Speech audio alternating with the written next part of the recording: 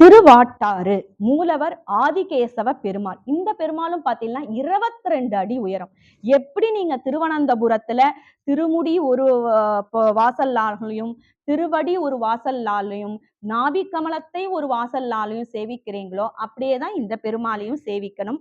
புஜங்க சயனம், மேற்கே திருமுக மண்டலம், மரகதவல்லி நாச்சியார், அஷ்டாங்க விமானம், கடல்வாய் தீர்த்தம், வாட்டாறு தீர்த்தம், இங்கேயும் நம்மாழ்வார் பாடல் பெற்ற ஸ்தலம்.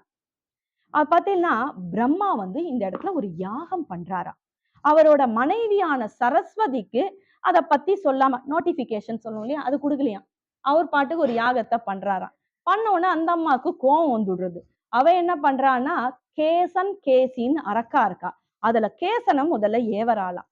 உடனே பிரம்மா என்ன பண்றாராம், அவராலையும் அந்த அரக்கனை அழிக்க முடியும். இப்போ நீங்க யாகத்துக்கும் சங்கல்பம் பண்ணிட்டு கையில யாகத்துக்கான சங்கல்பம் பண்ணிட்டேன்னா அதனால நம்ம ஒருத்தரை கொலை பண்ணக்கூடாது, யாகம் பாதியிலே நின்றுடும். அதனால பகவானை போய் வேண்டாராம்.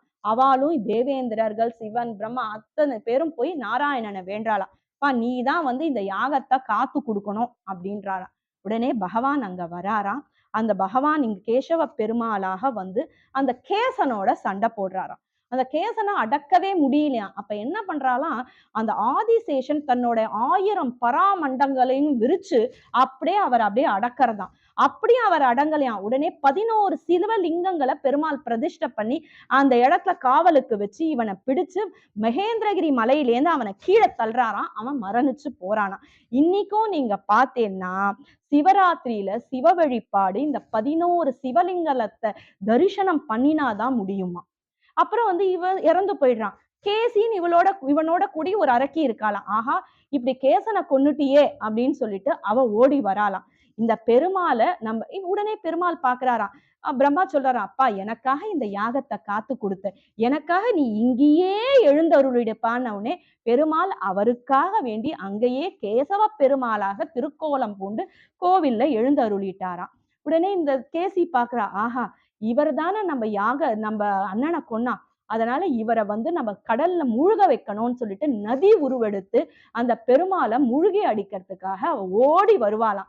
அப்ப பூமாதேவி என்ன பண்ணுவாளாம், பூமியிலேந்து பெருமாளை தூக்கி பிடிச்சுப்பாளாம். அப்ப பெருமாளா இவ்வளோ இதுவா உனக்குன்னு சாபம் கொடுப்பாராம் அவளுக்கு. உடனே அவ பெருமாள் திருவடியை பணிஞ்சு, அப்பா எனக்கு சாப விமோச்சனம் கொடு, நான் தெரியாம பண்ணிட்டேன்னு உடனே அவ சொல்வாராம், பங்குனி மாச உற்சவத்துல தங்க கருடன்ல நான் வருவேன்.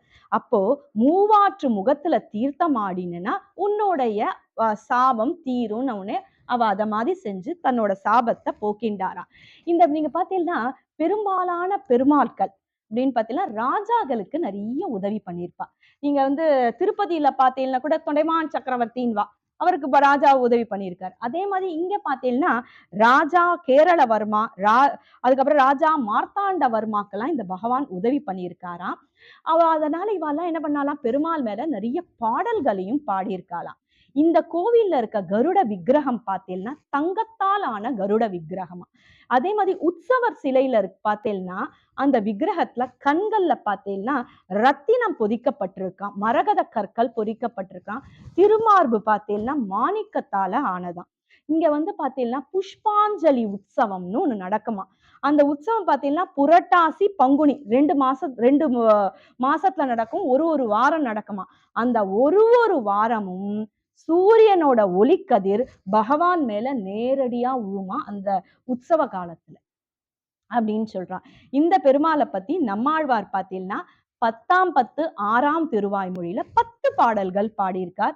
அருள் புரிவார் அடியார் தம் அடியனேற்கு ஆழியான் அருள் தருவான் அமைகின்றான் அது நமது விதிவகையே இருள் தருமார் ஞாலத்துள் இனி பிறவியான் வேண்டே மருளொழி நீ மடனஞ்சே வாட்டாற்றான் அடிவணங்கே